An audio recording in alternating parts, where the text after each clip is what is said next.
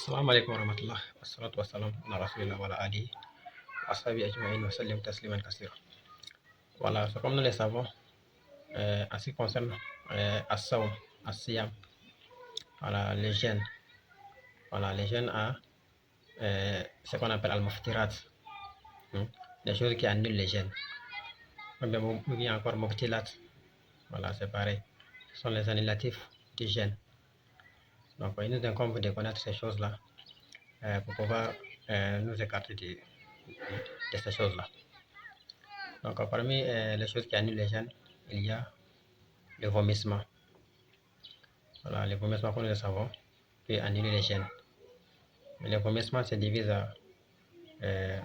Il y a deux types de vomissement en fait. Voilà, il y a deux types de vomissement. Donc, le premier c'est al-istika'at, c'est-à-dire chercher à vomir volontairement alors qu'on a jeûne. Voilà. Pendant qu'on a jeûne, si on cherche à vomir volontairement et que cela se concrétise, le jeûne est annulé. Même si on n'a rien à avaler, même si on n'a pas avalé certaines matières du vomissement, le jeûne est quand même rompu. Parce qu'on a fait exprès de vomir et cela s'est réalisé. Donc le jeûne est annulé. Wa alayhi al-qada. Donc ce dernier doit rattraper ses jours aussi. Voilà, celui qui cherche à vomir volontairement et qui vomit, son jeûne est annulé.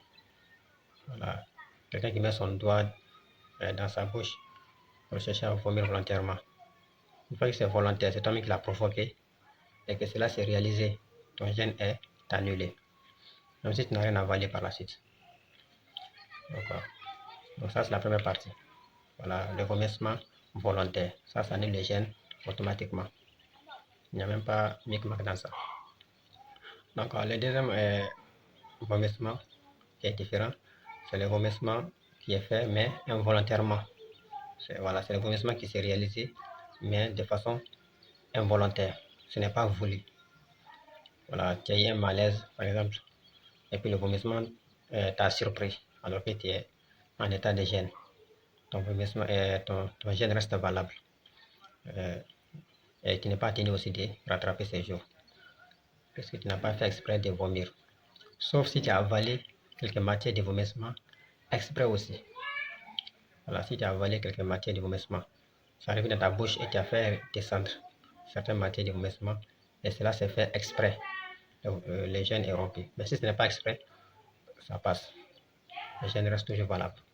Il faut que ça soit voulu, il faut que ça soit exprès. Voilà, le vomissement, c'est-à-dire le vomissement t'a surpris. Ce n'est pas volontaire. Voilà, ça ne vient pas de toi-même, mais ça t'a surpris, tu as eu un malaise et puis le vomissement s'est réalisé contre ta volonté. Voilà, ça n'annule pas les jeûnes. Voilà, même si tu as avalé et que tu n'as pas avalé par exprès, ça reste toujours valable. Mais si tu as avalé quelques matières de vomissement exprès, ton jeûne est rempli aussi. Voilà, mais si tu as avalé et que ce n'est pas volontaire, ça reste toujours valable. Parce que tu n'as pas volé cela. Voilà. Comme Dieu l'a dit dans le Coran, la yukallifullahu nafsan illa wus'aha. Allah n'impose à aucune âme une charge au-delà de ses capacités. Voilà, donc, comme cela dit dans d'autres versets aussi, comme nous le savons. Rabbana la tu'akhizna in nasina aw akhtana. Seigneur, ne nous saisis pas pour ce que nous avons fait par erreur ou par oubli. Ça, c'est déjà pardonné d'avance. Voilà. Sauf dans les prières, ou quand on oublie, on est tenu de corriger. Ça, c'est dans la prière. Mais dans le ramadan, quand on oublie et qu'on mange, ça n'annule pas. Et quand on vomit involontairement, ça n'annule pas. Même si on avale quelques matières de vomissement et que c'est involontaire, ça n'annule pas aussi. Il faut que ça soit volontaire. Bon, j'espère que c'est compris. Donc, on calme dans la bonne compréhension, qu'à la facilite. Le ramadan à tous et à toutes.